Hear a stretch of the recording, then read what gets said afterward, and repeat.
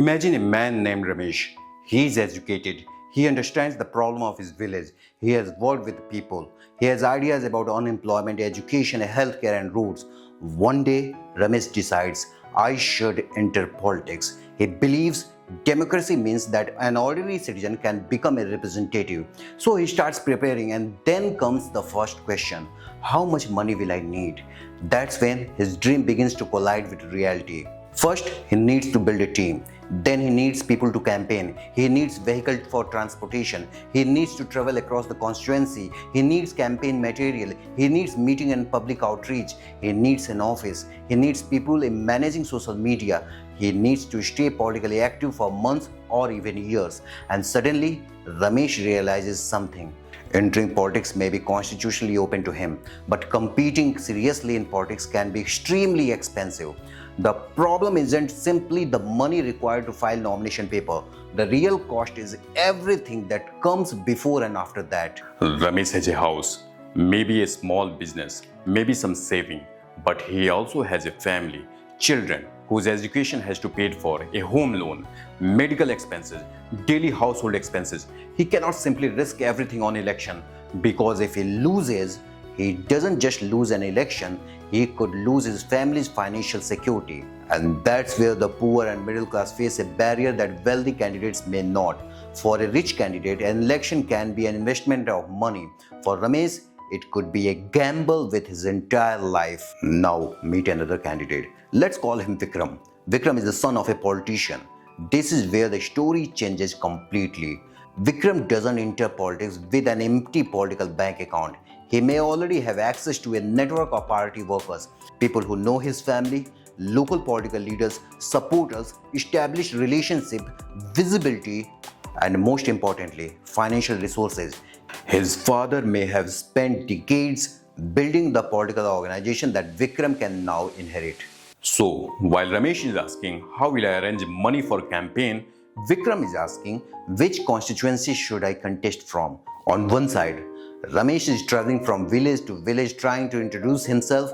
On the other, Vikram arrives and people already know his surname. Ramesh has to build a political network. Vikram can inherit one. Ramesh has to create visibility. Vikram may already have it. Ramesh has to convince people to support him. Vikram may already have an established vote base. And this is the heart of the problem. The poor person doesn't necessarily lack talent. He lacks the financial runway to survive politics. Election Commission does prescribe candidate expenditure limit. For Lok Sabha candidates in larger states, the current ceiling is 95 lakh rupees, while the assembly candidates, it is 40 lakh. But these limits should not be misunderstood. A candidate doesn't suddenly become politically competitive simply because he has legally spent up to a particular limit. Political competition involves organization, workers, transportation, communication, public outreach, and maintaining a presence among voters. And these things cost money. A lot of money. Now again, imagine Ramesh wants a party ticket. He walks into a party office. He has qualification, he has ideas, he has worked for society. But the party has to ask another question. Can this man actually fight the election? Can he mobilize workers? Can he reach voters? Can he run a campaign? Can he sustain himself financially? Can he compete against candidates with enormous resources? And suddenly, Ramesh's problem becomes bigger than simply winning an election. He first has to prove that he can afford to compete. And this is where something important can happen. A country may have millions of intelligent, capable, and honest citizens, but the economic cost of political participation becomes too high. Many of them won't even try. The talented teacher stays in the classroom. The capable businessman stays in his business. The social worker continues his charity. The educated young person gets a job. And politics becomes increasingly populated by people who already possess the resources, network, or family connections required to enter the system. And let's be careful here.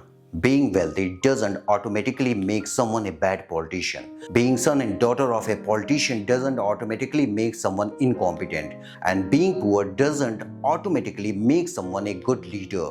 The question is much simpler. Are we creating a system where wealth determines who gets the opportunity to compete? Because if the answer is increasingly yes, the democracy faces a serious problem. Ramesh and Vikram both may have exactly the same constitutional right to contest an election, But the starting point can be completely different. For Ramesh, politics means first finding the money to enter. For Vikram, politics may mean using the resources and network his family has already built. That is the difference between building a political career from zero and inheriting a political platform. And perhaps the biggest loss isn't the election Ramesh loses, it's the election he never contests. Because somewhere in India today, there could be a person who understands his constituency better, someone who is more capable, someone who has better ideas, someone who genuinely wants to serve. But he looks at the cost of politics and then he looks at his saving and looks at his family and says, I cannot afford it. And then he walks away. This is why debate about money in Indian politics isn't merely about how much candidates spend. It is about who gets the opportunity to enter politics in the first place. Because democracy isn't truly strengthened merely by giving every citizen the legal right to contest. The system must also make it realistically possible for an ordinary citizen to compete. Otherwise, most expensive thing about Indian politics won't be the campaign. It will be the talent we never allowed to enter. The constitution may open the door to politics, but if the cost of entering is too high, how many ordinary citizens can actually walk through it?